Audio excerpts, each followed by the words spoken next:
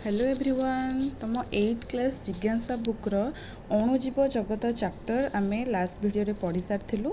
एथरे आम तार question answer सब डिस्कस करवा। देख एक नंबर क्वेश्चन कौन देइछि, एक कोषर विभिन्न अंश तले दि जाइछि पार्श्वस्थ चित्र रे उपयुक्त स्थान रे सेगुड़िकर नाम लिखा को कही। ताल ऑप्शन कौन कौन सब देइछि ना न्यष्टि, हरितलवक, कोष झिल्ली, कोष जीवक, कोष भित्ति आ न्यूक्लियड। देख फास्ट आम कौन करबा जे केवल प्राणी कोषरे, जीवाणु कोषरे, उद्भिद कोषरे कौ मैंने अच्छा आग से गुड़ाक आम देखीदे। देख फास्ट कौन मुझे अंडरलाइन करुच्ची। देख आम फास्ट करवा केवल प्राणी कोषरे। केवल प्राणी कोषरे कौ कौ मैंने अच्छे ना प्राणी कोषरे न्यष्टि अच्छी, प्राणी कोषरे कोष जीवक अच्छी, प्राणी कोषरे कोष झिल्ली अच्छी। सेमती केवल बीजाणु कोषरे किए रही ना बीजाणु कोषरे आमर ये लिख बीजाणु कोषरे आमर न्यूक्लियड रही। ठीक अच्छे। सेमती आउ कौन रही उद्भिद कोषरे। उद्भिद कोषरे आमर किए रोचते उद्भिद कोषरे कोष भित्ति आउ हरितलवक। ये दुटा जिनस आमर कौन रोचे केवल उद्भिद कोषरे रोचे। ताल ये मझी पार्ट्रे आमर देइछि तीनोटी जाक कोष सामान। तीनोटी जाक कोष किए रोचे कमन रोचे ना तीनोटी जाक कोष कोष झिल्ली आउ कोष जीवक। ये दुटा जिनस तीन टे जाक कोष कि सामान रोचे। ठीक अच्छे। 2 नंबर कौन देख देख आनंद दुईटी परीक्षा नली नहीं सेगुड़ी को क आ ख भाव चिन्हित कला। प्रत्येक नली रे 2 चमच लेखाएं चीनी द्रवण पकईला।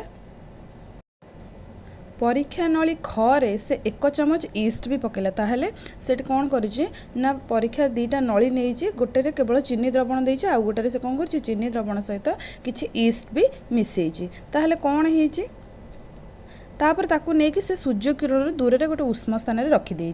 तो प्रथम क्वेश्चन आमको है जे 3-4 दिन पर कौन होता बोली तुम अनुमान करुच जे से देखला परीक्षा नली क आ ख भितर ख सहित संलग्न जो बेलूनटा बंधा जाइतला खर मुह उपरे नली मुह उपरे से कौन है फुली जाइए। तो ताहले यार संभाव्य कारण कौन होइते पारे आमको ये 4टा ऑप्शन देइछि ए बी सी डी।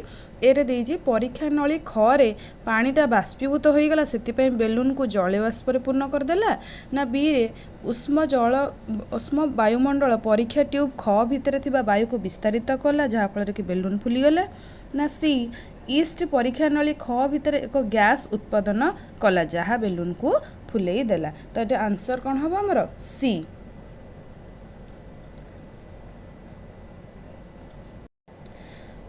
देख डबल ए आमर कौन देइछि क्वेश्चन से आउ एक परीक्षा नली नेला जार 1/4 अंश को से चून पानी रे पूर्ण करी देला। से परीक्षा नली खरु बेलून को एपरी भाव में बाहर कला जेपरी बेलून भितर थिबा गैस बाहर को जीव नाही। तो ये जो ख परीक्षा नलटा अच्छी ख परीक्षा नल कौन है बेलूनटा ये भरी जाइए फुल हो जाइए जोटा कि आम जानलु कौन होता ना ईस्ट परीक्षा नली ख भितर गोटे गैस उत्पादन करता से बेलून भितर ताले कौन थिला गैस थिला।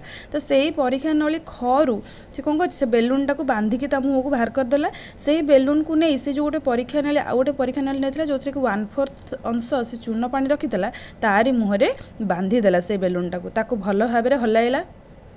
से कौन जाना चाहूँ बोले तुम भावुच कौन भावुच ताले से कौन जाना चाहूब तो से जानवा चाहूँगी बा देखा चाहूँगी जे उत्पन्न गैस जो बेलून रे जो गैसटा उत्पन्न होता से गैसटा चून पानी को क्षीर परी धला करुच्ची कि नहीं। कहीं ना आम जाचु चून पानी जितेबाला आमर कौन हुए सहित कार्बन डाइऑक्साइड बा अंगारकाम्ल चून पानी सहित मिसे से कौन करते दुधिया रंग बा क्षीर परी धला कर दिए। तो यह प्रमाणित करने चाहूला जे से गैस टी कौन अच्छी अंगारकाम्ल गैस अच्छी। देख 3 नंबर कौन दे जड़े चाषी तांको खेत रे गहम चाष करुथिले से भल अमल पाइबा पई से माटी रे जबखारजन युक्त सार मिसाइले।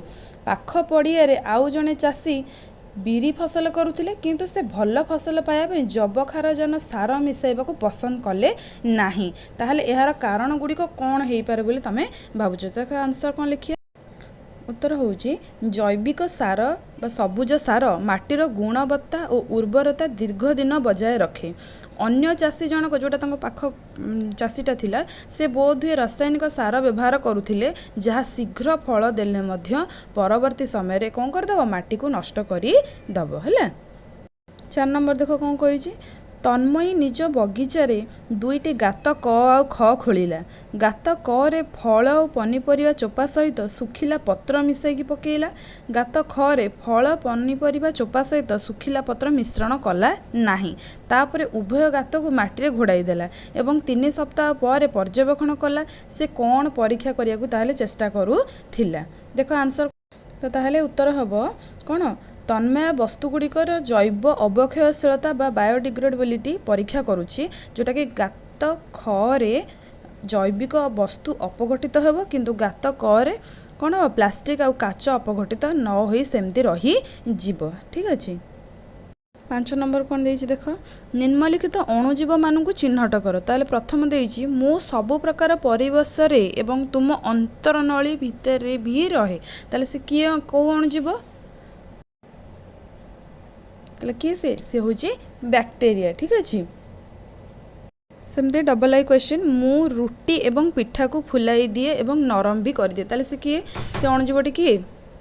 ସେ ହେଉଛି ଇଷ୍ଟ। କିଏ ସେ? ଇଷ୍ଟ। ଟ୍ରିପଲ ଆଇରେ ଦେଇଛି ମୁଁ ଡାଲି ଜାତୀୟ ଫସଲର ଚେରରେ ରୁହେ ଏବଂ ସେମାନଙ୍କର ବୃଦ୍ଧି ପାଇଁ ପୋଷକ ଯୋଗାଇ ଥାଏ। ତାହେଲେ ସେ କିଏ ହେଉଛି? ସେ ହେଉଛି ରାଇଜୋବିୟମ୍ ନାମକ ଅଣୁଜୀବ, ଯିଏକି ଆମର କ'ଣ ହୁଏ? ଡାଲି ଜାତୀୟ ଫସଲର ଚେରରେ ରୁହେ ଏବଂ ସେମାନଙ୍କର ବୃଦ୍ଧି ପାଇଁକି ପୋଷକ ଯୋଗାଇ ଥାଏ। ଦେଖ 3ଟାକ ଆନ୍ସର କି ରାଇଜୋବିୟମ୍। ଠିକ୍ ଅଛି। ଦେଖ 6 ନମ୍ବର ଦେଇଛି ଅଣୁଜୀବମାନଙ୍କୁ ସେମାନଙ୍କର ବୃଦ୍ଧି ପାଇଁ ସର୍ବୋତ୍ତମ ତାପମାତ୍ରା, ବାୟୁ ଏବଂ ଆର୍ଦ୍ରତା ଆବଶ୍ୟକ ବୋଲି ଜାଣିବା ପାଇଁ ଗୋଟେ ପରୀକ୍ଷା ପ୍ରସ୍ତୁତ କର। ଚାଲ ଦେଖିବା କ'ଣ ହେବ ଆନ୍ସର। ତ ଅଣୁଜୀବ ବୃଦ୍ଧି ପାଇଁ ପରୀକ୍ଷା ପ୍ରସ୍ତୁତି କରିବା ପ୍ରଣାଳୀଟି ହେଉଛି 3ଟି ପାଉରୁଟି ଖଣ୍ଡ ନିଅନ୍ତୁ।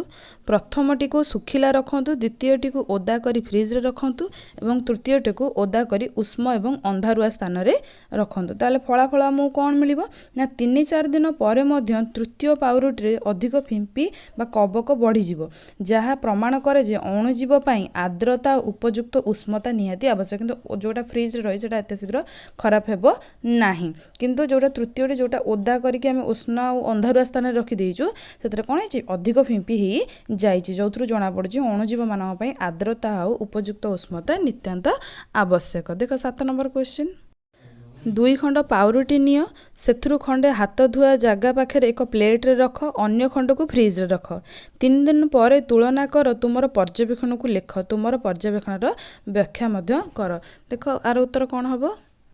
ତ ପର୍ଯ୍ୟବେକ୍ଷଣ ଦେଖ, ବାହାରେ ରଖାଯାଇଥିବା ପାଉରୁଟିରେ କଳା ଆଉ ଧୂସର ରଙ୍ଗର ଫିମ୍ପି ଜମିଯିବ, କିନ୍ତୁ ଯେଉଁଠି ପାଉରୁଟିଟା ଫ୍ରିଜରେ ରହିଛି ସେଇଟା ଭଲ ରହିବ। ତାହେଲେ ବ୍ୟାଖ୍ୟା କ'ଣ ଲେଖିବା ନା ଫ୍ରିଜର କମ୍ ତାପମାତ୍ରା ଯୋଗୁଁ ଅଣୁଜୀବମାନେ ବଂଶ ବୃଦ୍ଧି କରିପାରନ୍ତି ନାହିଁ। ଆମେ 6 ନମ୍ବର କ୍ୱେଶ୍ଚିନ୍ର ଆନ୍ସର କ'ଣ ଦେଖିଥିଲେ ଯେ ଯେଉଁଠି ଆର୍ଦ୍ରତା ଥିବ ତା ସହିତ ଉଷ୍ମତା ଥିବ ସେଥିରେ କ'ଣ ହେବ?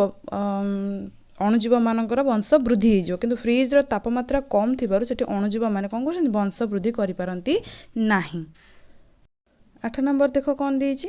ଦୀପକ ଲକ୍ଷ୍ୟ କଲା ଯେ ଯେତେବେଳେ ଦହି ଗୋଟିଏ ଦିନ ପାଇଁ ସେହିପରି ଭାବରେ ରଖିଦିଆଯାଏ ତାହା ଅଧିକ ଖଟା ହୋଇଯାଏ। ଏହି ପର୍ଯ୍ୟବେକ୍ଷଣରେ 2ଟି ସମ୍ଭାବ୍ୟ ବ୍ୟାଖ୍ୟା କ'ଣ ହେଇପାରେ? ଚାଲ ଦେଖିବା ଉତ୍ତର କ'ଣ ହେଇଛି। ତ ଖାଦ୍ୟ ହେଉ କିମ୍ବା କ୍ଷୀର ଖଟା ହେବାର ସମ୍ଭାବ୍ୟ କାରଣ ହେଉଛି ନା ଅଣୁଜୀବ ଯେଉଁଟା ବ୍ୟାକ୍ଟେରିଆ କୁହାହେଉଛି ଦ୍ୱାରା ଖାଦ୍ୟରେ କିଣନ ଘଟି ଏସିଡ୍ ପ୍ରସ୍ତୁତ ହୁଏ, ସେଥିପାଇଁ ଖାଦ୍ୟଟି ଖରାପ ହେଇଯାଏ। ତ ଦ୍ୱିତୀୟ କାରଣଟି କ'ଣ ହେଇପାରେ ନା ବାହାରର ଉଷ୍ମ ତାପମାତ୍ରା ଯୋଗୁଁ ମଧ୍ୟ ଅଣୁଜୀବଙ୍କର ବଂଶ ବୃଦ୍ଧି ଶୀଘ୍ର ହେଇଯାଏ, ଯାହାଫଳରେ କି ଖାଦ୍ୟ ହେଉ କ୍ଷୀର ହେଉ ଯେକୌଣସି ଜିନିଷ ହେଉ ଖଟା ହେଇଯାଏ। ଦେଖ 9 ନମ୍ବର କ'ଣ ଦେଇଛି।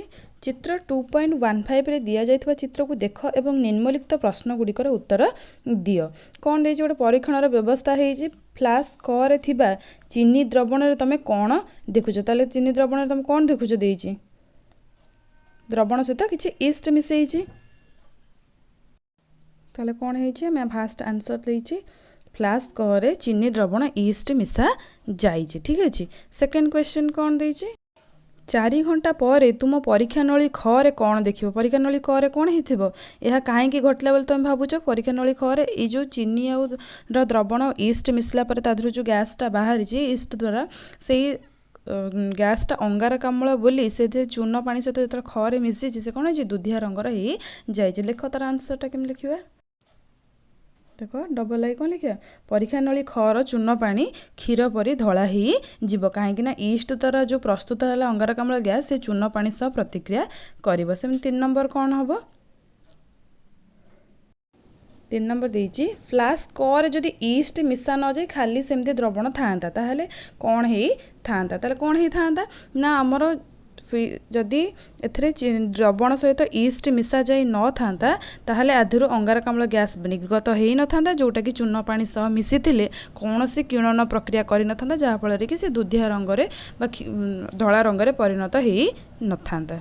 ଠିକ୍ ଅଛି ତ ଏଇଠି କ୍ୱେଶ୍ଚିନ୍ ଆନ୍ସର୍ ସରିଯାଇଛି ସବୁଯାକ।